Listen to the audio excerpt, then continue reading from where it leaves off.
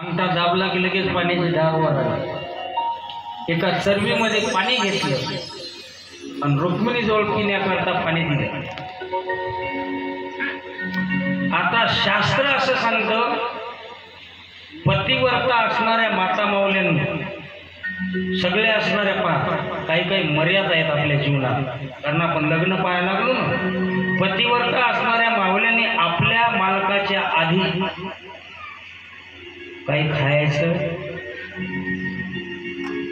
तुम्हाला कळतं ना, खायचं नसतं। रुक्मिणीनं महाराज तहान लागल्यामुळं पाणी हातात दिलं, चारी आपल्या मालकाला पाणी न देता तिनं पाणी पिलं। दुर्वासाला पाहिलं, राग आला। राग आल्याच्या नंतर शाप दिला, तू तुझ्या मालकाच्या आधी पाणी पिलीस, तुझा आणि तुझ्या मालकाची एकत्रित पूजा नाही। आजही पहा, कृष्ण आणि राधा वेगळे आहेत, ऐका कुठं पूजा आहे? तुम्ही माझ्यापेक्षा भरपूर हिंडल्या, भरपूर कथा ऐकता, सांगणारापेक्षा ऐकणारे खूप मोठे विद्वान असतात। का?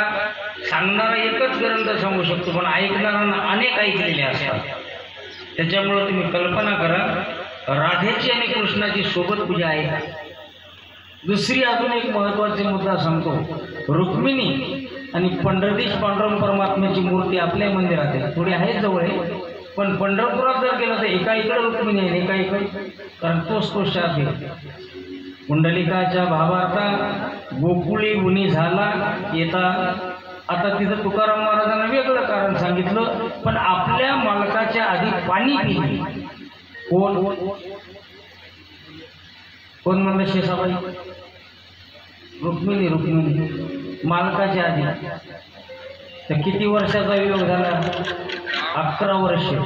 इथं पुढं राधेनं विरजेला शाप दिला होता, कारण कृष्णाच्या 2 सख्या आहेत, राधा आणि विरजा। विरजा या विरजेशी महाराज संभाषण करत असताना राधेला त्या ठिकाणी वियोग सहन व्हायला, म्हणून त्या राधेनं श्रीरामाला शाप दिला।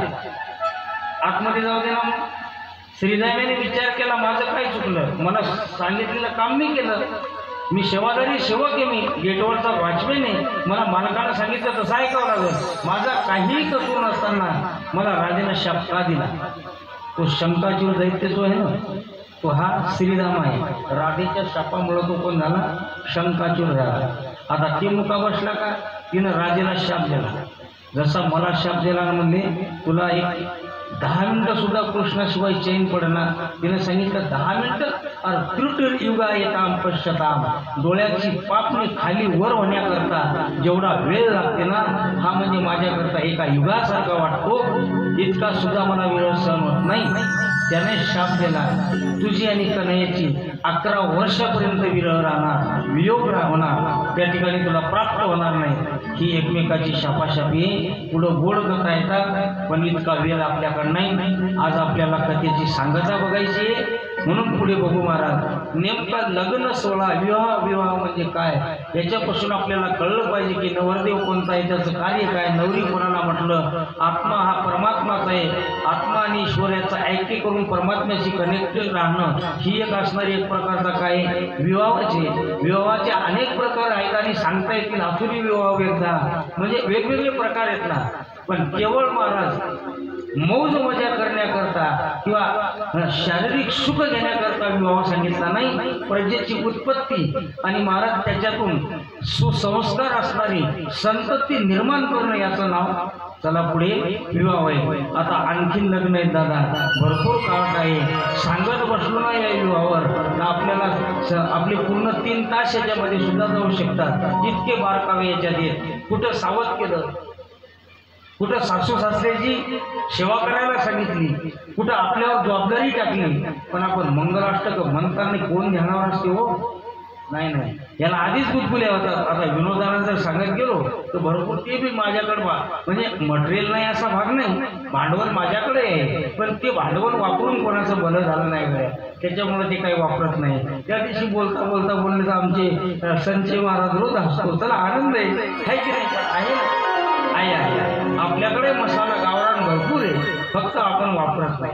कारण कसं नाही तर कसं होईल माहिती आहे का, भरण्याच्या भरण्या मसाला चव नाही कशाला, मग काय फायदा आहे? मसाले किती काही जरी दिले तरी महाराज सुग्रणीला सांगायचं काम नाही. तर आमच्या इकडं महाराज काय काय या माऊल्याचं नवल करावं. कारण माझं एक ध्येय महाराज, कोणाचे मी गुन्हे म्हणजे कलेची दाद देतो कोणी. आता या माऊल्या रोज जेवायला जातो की नाही मी रोज बी महाराज, कारण मी बोलून गेलो 2 दिवसापूर्वी, स्वयंपाक करणं ही एक कला आहे. त्याला रसपाक म्हणतात. रसपाक कोणालाही जमव.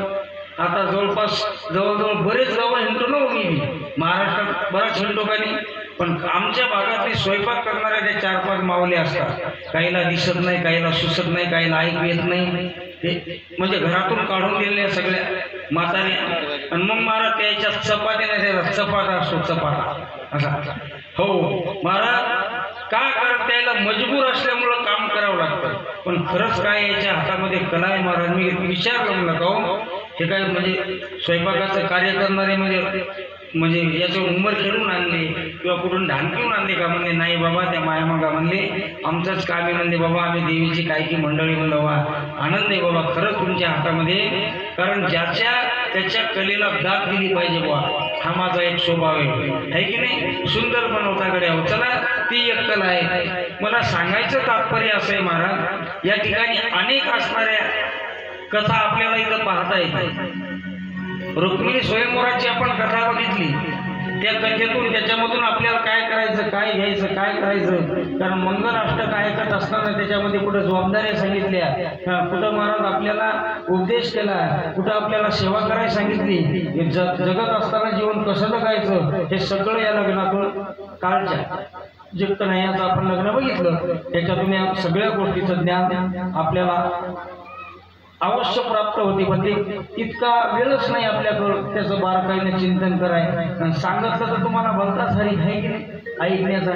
म्हणजे वस्तुस्थितीनं महाराज वास्तविक पाहता विवाहाचे अनेक प्रकार आहेत, पण आपण इतके पाहणार नाही. जेवढे आहेत तेवढे काय मलाही माहीत नाहीत. बरं, एक 2-4 प्रकार मला सुद्धा माझ्यापुरती माहिती येतं. मग त्या पद्धतीनं आसुरी विवाह वेगळा, पण हा भगवान परमात्माचा जो विवाह आहे, या विवाहातून आपण काल बघितलं आईसाहेब रुक्मिणी माता आणि कन्हैया याच्या लग्नाकरता महाराज शिशुपालाचं सुद्धा वराड आलं की नाही. आता आल्याच्या नंतर त्या शिशुपालाचं वराड आलं आणि आल्याच्या नंतर परमात्मा आणि आईसाहेब रुक्मिणी माता यांच्या स्वरूपाला पाहून शिशुपालाचं वराड वाढलं. ते म्हणजे याला म्हणतात बुवा रूप, याला म्हणतात स्वरूप. काय सुंदर आहे, किती सुंदर आहे.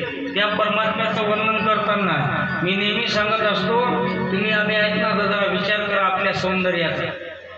त्या मालकानं आपल्याला जे सौंदर्य दिलं ना दादा, जेव्हा आईच्या उदरामध्ये आपल्याला घडवलं ना, तेव्हा त्या मालकाला आपल्याला बनवण्याकरता वेळ होता. वाक्य नीट आहे का? कारण इतकं सुंदर बनवलं त्याला, तुम्हाला आम्हाला इतकं सुंदर बनवलं, पण आपण त्याच्या नॅचरल दिलेल्या सौंदर्यावर समाधान नाही. मी वाक्य रिपीट करत नाही, विषय त्या दिवशी झाला, पण थोडं वेगळं सांगणार आहे. ज्या वेळेस महाराज आपल्याला त्यानं बनवलं तेव्हा त्या देवाला आपल्याला बनवण्याकरता भरपूर वेळ शिल्लक होता. म्हणून एका माणसासारखा एक माणूस नाही हो. स्वतःला जर चेक केलं ना, अगदी मायक्रो सिस्टीम लावून एका डोळ्यात एका कानाचा त्याविषयी सोडून थंब माहिती आहे थंब, याच्यात या हाताचा आणि या हाताचा वेगवेगळा आहे. म्हणजे किती मालकांना आपल्याला म्हणजे पुरुषातलं बनवलं. भरपूर वेळ होती का नाही. थोडंसं बाजूला चला बरं, कुठं नेपाळमध्ये चला, चीनमध्ये चला. काय महाराज त्या चीनचे लोक आहेत हो.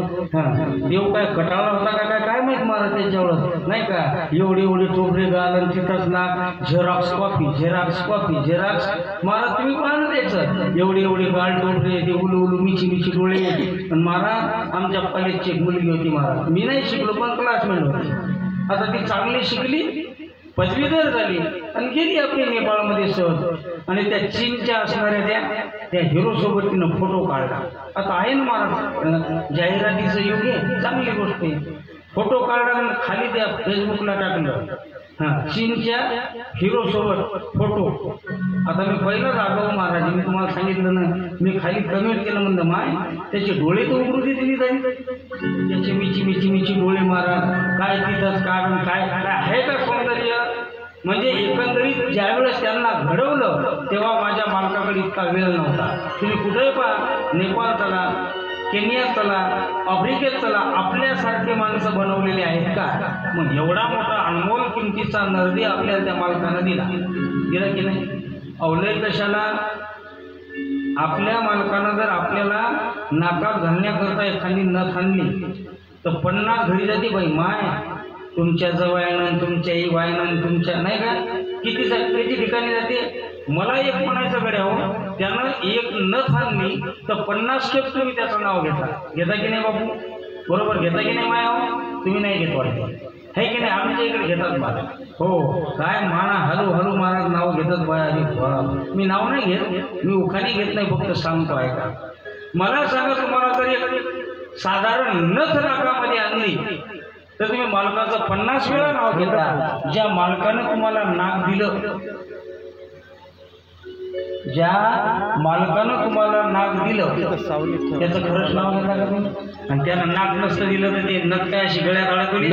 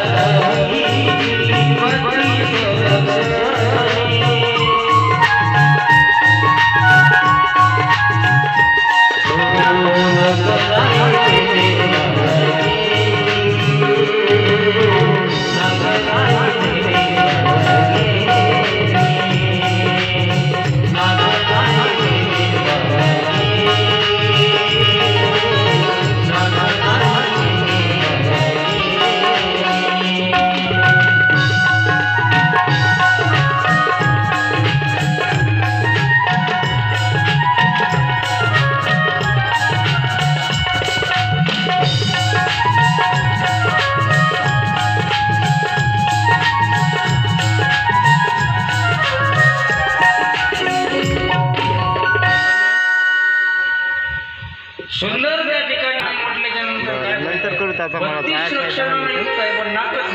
जाऊन आले की चालू करत. परमात्म्याने त्या ठिकाणी आले आणि थाटामाटामध्ये विवाह सोहळा संपन्न झाला. कुठं? द्वारकेत नाही. द्वारकेमध्ये त्यांचा विवाह सोहळा झालाच नाही. द्वारकेपासून थोड्याच अंतरावर एक गाव आहे, त्या गावाचं नाव आहे माधवपूर. आता परमात्मा रुक्मिणीला घेऊन आला, पण इकडं जरासंधाला चैन पडना. मग त्या रुक्मिणीचा मोठा भाऊ त्या रुक्मिणीला प्रतिज्ञा केली, मी कन्हैयाला मारा त्या ठिकाणी मारून त्याच्याशी युद्ध करून माझ्या बहिणीला परत घेऊन येईल. आता हे सगळेच निघाले ना, शिशुपाल, त्याचा असणारं सैन्य, रुक्म्या, आता तो माझा खटनट असणारा काना आहे, लाला आहे. तेवढ्यात बलराम दादा पाठीमागून आले. कन्हैया कुठे गेला, काय बदललंय सांगितलं सुद्धा नाही.